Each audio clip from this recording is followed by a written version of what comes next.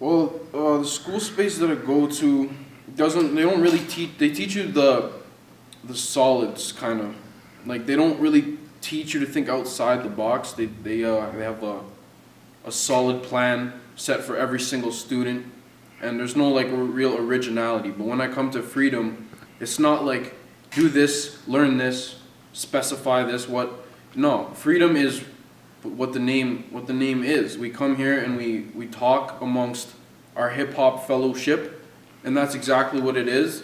And we connect with ideas and throw them back at each other, and we learn new things that we don't really get outside of the solid environment in school. Freedom is similar because it's inside of school. It's different because it teaches you things that school won't or school cannot.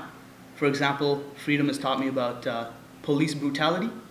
That's something that the school doesn't do. And the conversation I had was not just about power. It was about Karl Marx and his thesis about power, or his thought about power.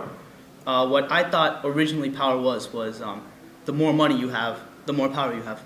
But when this individual came in, he taught me that it was more than that. It was about connections and who's more likely to have power than who. Because, for example, people might get money from for a small business that they own or a large enterprise.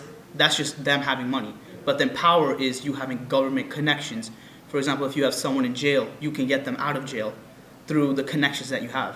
Notion of freedom, I think that freedom involves community, communal responsibility, sharing, acceptance of ideas, engagement, and I think that that's something that the Freedom Program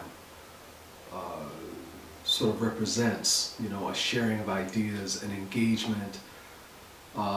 Freedom doesn't come for free. You have to learn, you have to sort of develop critical thinking, critical ideas, and then you have to use these tools to sort of create the spaces that are good, healthy, safe spaces for a community.